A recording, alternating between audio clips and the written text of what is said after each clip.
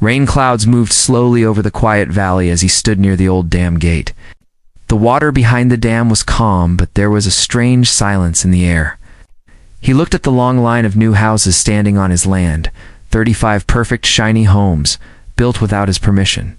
His voice was low when he finally spoke. "People think I made a big mistake," he said, "but they never ask why I did it." The camera would show his hand resting on the metal handle of the dam. The handle was cold. The ground around him was wet from last night's rain. In front of him, water slowly rose against the dam wall, pressing harder with every minute. The homes were just a few 100 feet away. Beautiful homes. Expensive homes. Homes that did not belong there. He took a deep breath. His story did not start here. It began many years ago. He had grown up on this land. The fields, the trees, the little river, everything was part of his childhood. His father had walked with him here many times. His father always said, "This land is not just soil. This land is our story." The land had passed from his grandfather to his father, and then to him. He never thought anyone could ever question that, but everything changed one morning, months before this moment at the dam. He woke up to loud noises, machines, engines, trucks. He walked outside and saw workers digging on his land. He thought it was a mistake. He went closer and asked a worker, "What is happening here?"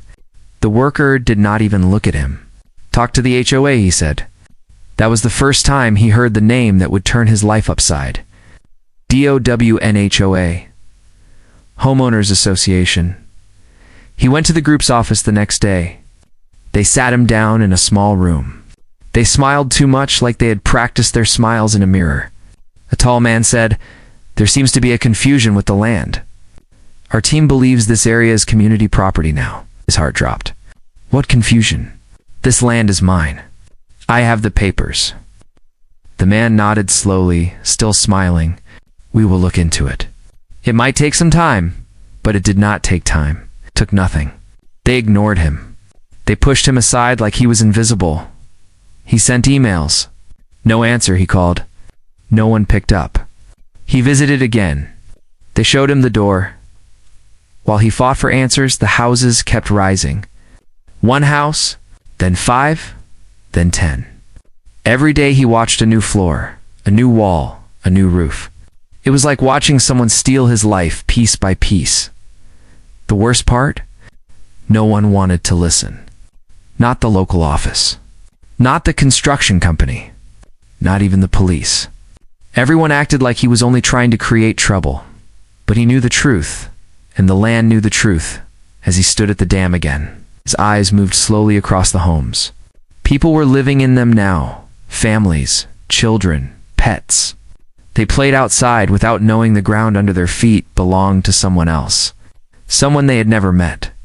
He did not blame them. They were victims too. They had no idea what the HOA had done. He looked back at the dam. He knew what the water could do. He knew how strong it was.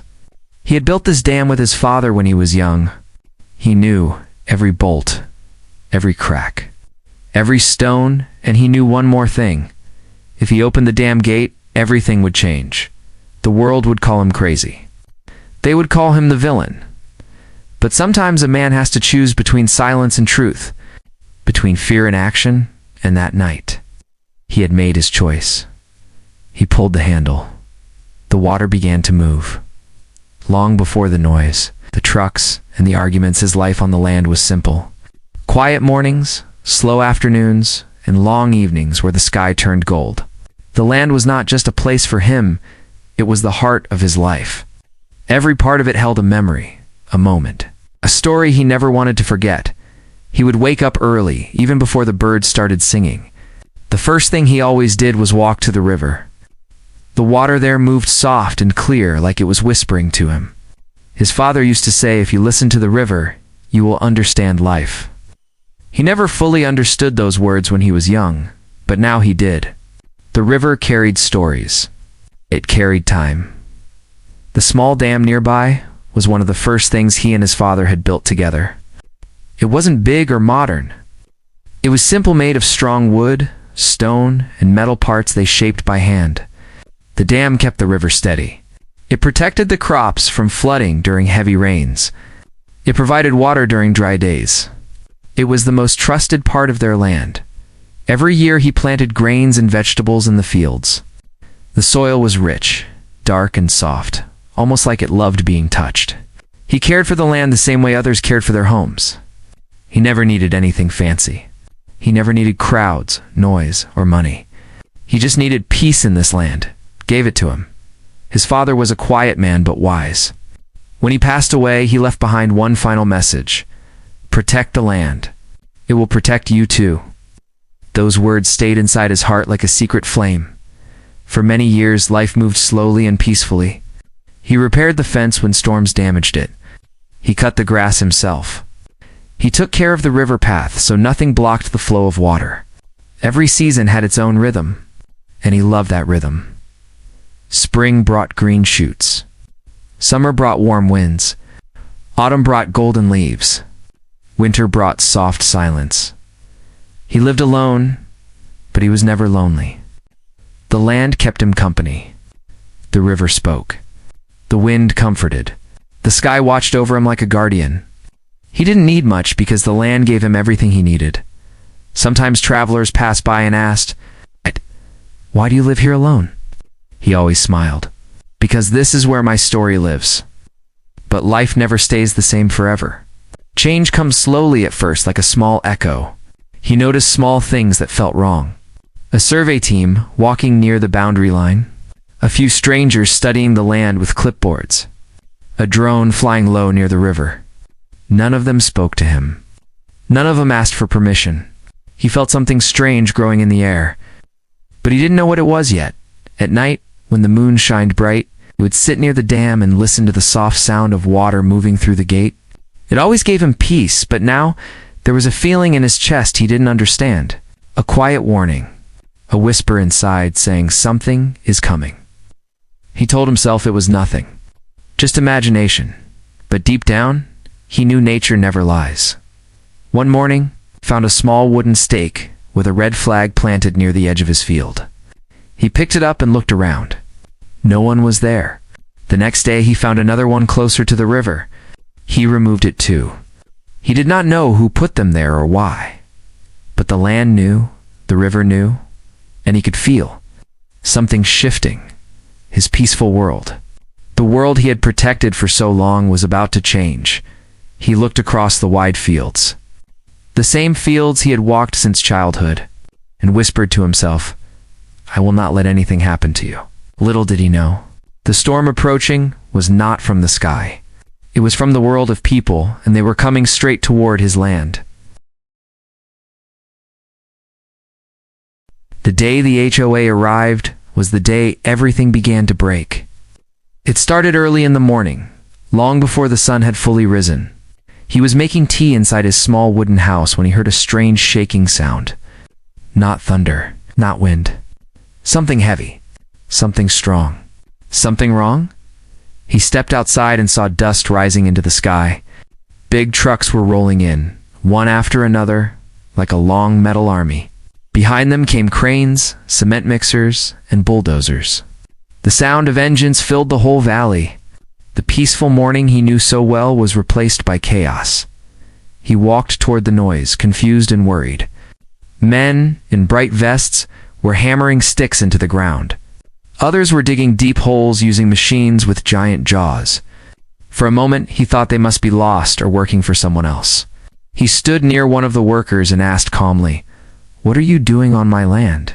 The worker didn't even look up. "Construction. We're building houses," he frowned. "On whose land?" The worker pointed at the ground like it was obvious. "This land belongs to the HOA." His heart stopped for a second. HOA again. The same group from the strange visits and the red flags. He took a deep breath and tried to stay calm. "This land is mine," he said firmly. "I have the documents. I can show you." But the worker simply shrugged. "Talk to the office. We just follow orders." That one word made the situation feel even heavier. He walked back home quickly and took out all his land. Papers, old maps, boundary certificates, tax records, and the handwritten note from his father. Everything proved the land belonged to his family.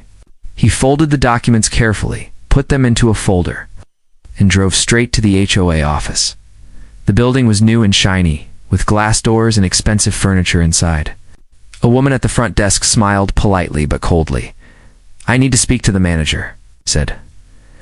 After a long wait, a tall man in a suit came out. His smile was too smooth, too practiced.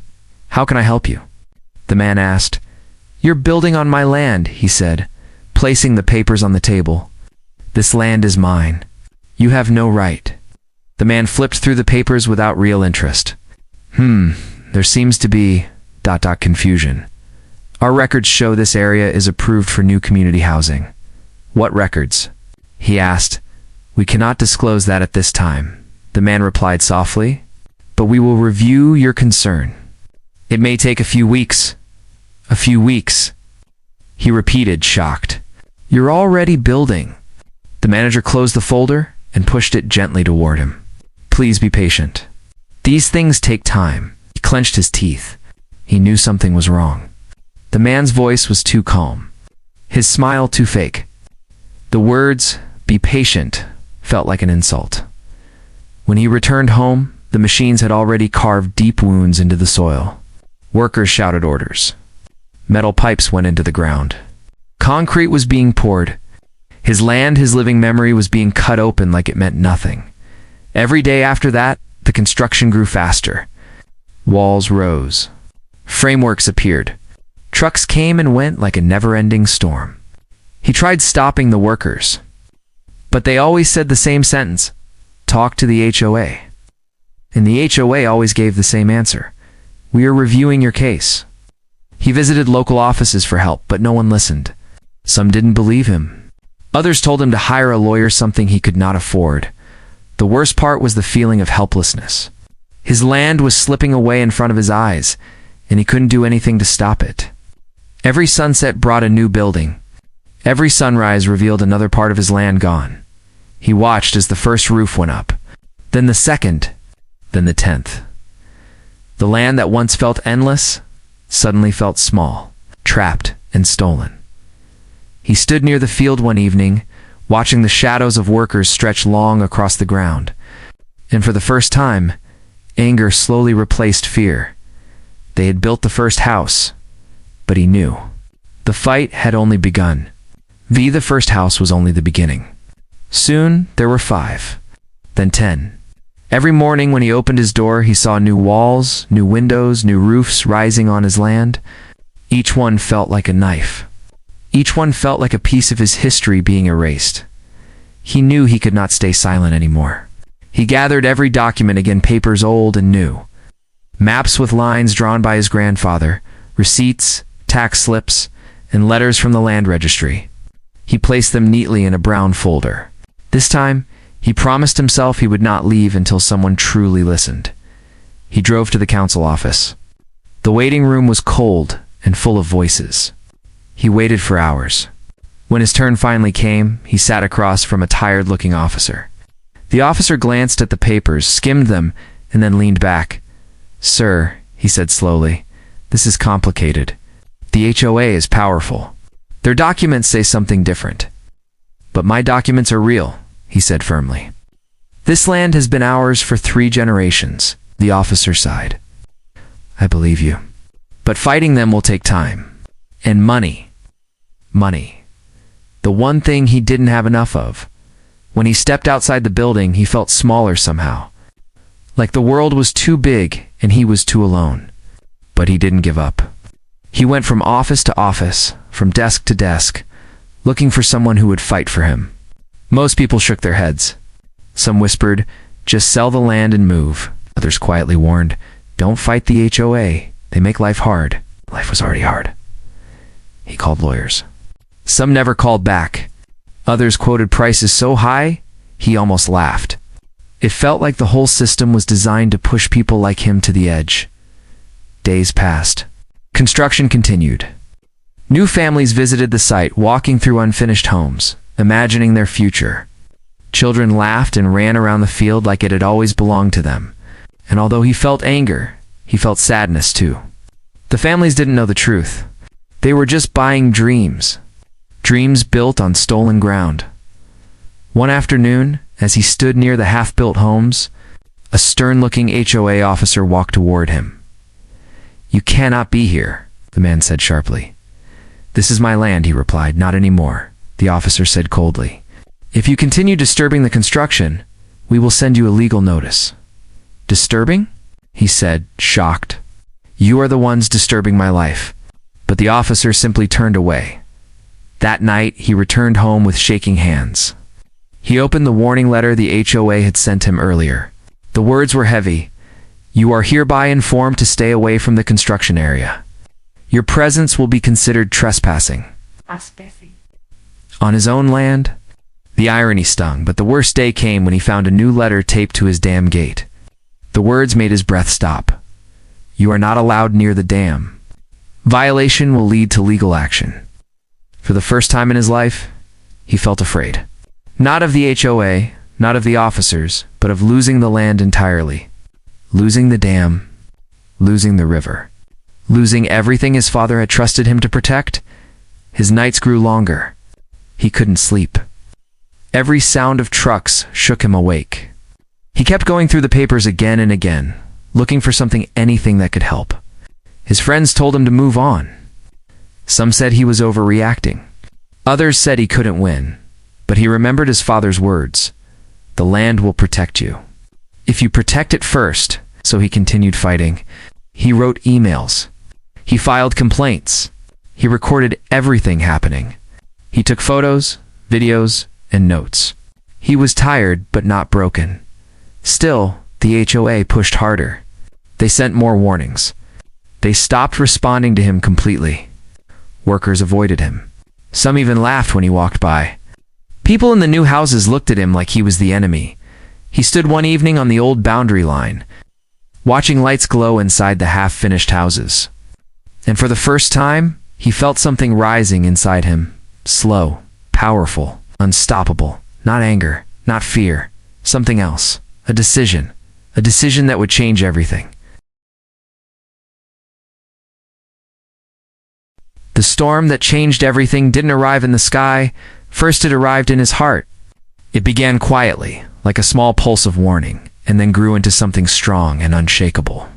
He felt it every time he walked past the construction site and saw strangers walking on his land like it was theirs. He felt it when the HOA sent another cold letter. He felt it most when he stood near the dam and saw nature being pushed toward danger. One evening, after another long day of arguing with offices that didn't care, he returned to the river. The water level was higher than usual. Rain clouds hung thick in the sky. The dam groaned softly under the pressure, like an old man whispering for help. He touched the wooden rail and felt the vibration of rising water below. He remembered how carefully he and his father had built the dam. Every stone was placed with patience. Every bolt was tightened with love. It was not just a structure, it was a guardian of the land. But now, the HOA construction had blocked the natural path where the extra water used to flow. He warned them many times. He told the workers. He told the officers. He even wrote a letter explaining the danger, but they shrugged it off every time. "The dam is old," they said. "It won't flood," they said. "It isn't your concern," that was their favorite line. Days passed, and the rainy season arrived with full force. Heavy clouds poured water into the valley. The river swelled wider, faster, louder, and the dam held it all bravely, but it was reaching its limit. Each night he checked the water level with a flashlight. Each morning he measured how high it had climbed. Each hour he felt the pressure increasing.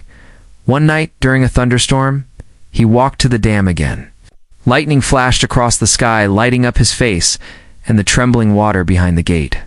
He noticed cracks forming in the soil around the sides. The gate was not broken, but the land around it was weakening. If the dam gave way on its own, the flood would be wild, uncontrolled, and dangerous. Houses could be destroyed. People could be hurt. And the HOA would blame him for everything. But if he opened the dam himself, he could release the water slowly, safely, carefully. He could direct the flow away from the valley. He could prevent disaster. He could protect the land, and suddenly it hit him. Nature wasn't the enemy. The HOA wasn't the only problem. The real danger was the pressure they all ignored. That night, the storm grew stronger. Wind pushed against him. Rain hit his face hard. But he stood there silently, listening to the water roaring behind the dam. It sounded like a beast begging to be freed before it destroyed itself. He whispered to the dark sky, "If they will not listen to my words, they will listen to the water." He walked back to the construction site. The new houses looked strange in the storm. Lights flickered inside them. Some windows shook from the wind. He saw workers covering equipment with plastic sheets. A few saw him and stared, whispering among themselves. He didn't care anymore. He walked the boundary line slowly, touching the wet soil that used to be his childhood playground. He felt the rain mixing with tears he didn't realize were falling. For a moment, he thought about giving up. Let the land go. Let the world take it. But then he remembered his father's voice. Protect the land. The words echoed louder than the thunder. He took a deep breath. His hands curled into fists. A decision formed inside him, sharp and clear. He would not wait for the HOA. He would not wait for a miracle. He would not let the dam break uncontrolled. He would act, and when he acted, everything would change. He looked at the dark water one last time and whispered to himself, "Tomorrow." I opened the dam. The morning he chose to open the dam did not feel like any normal morning. The sky was heavy, painted with dark clouds that moved slowly across the valley. The air smelled of wet earth and rising pressure. He stood outside his house for a long moment, breathing in deeply, as if the land itself was taking a breath with him. Today was the day. He walked toward the dam with steady steps. The river was loud now, roaring like an animal trapped behind bars. The water pushed against the gate harder than ever. Every minute he waited, the pressure grew. Every second felt like a warning. He reached the dam and placed his hand on the cold metal handle. The storm had calmed for a moment, almost as if nature was giving him a silent nod. A final chance, a final choice. For a few seconds he didn't move. Memories washed over him, the sound of his father's voice, the soft river during childhood, the peaceful land, the golden sunsets. All of it flashed like a film inside his mind. He knew this moment would change everything. People would judge him. Some would call him crazy. Others would call him dangerous. But he wasn't doing this out of anger. He was doing it because no one listened. Because the land was in danger. Because nature needed release. Because truth needed to rise. He gripped the handle tightly, and then slowly he pulled it down. At first, nothing happened. Then a deep rumble echoed through the valley. Water burst through the opening with force, hitting the rocks below and creating a thunderous roar. The ground trembled. The dam shook. The river exploded forward like it had been waiting for this moment for months. He stepped back. Rain hitting his face again as the floodwater rushed into the fields. It looked wild, powerful, unstoppable, but he had opened the gate carefully, controlling how fast the water escaped. He wasn't here to destroy. He was here to guide. The floodwater moved quickly toward the lower fields, flowing exactly where nature intended it to go. But as it spread, some of it reached the construction site, those 35 homes built without permission, without respect, without truth. Workers ran outside.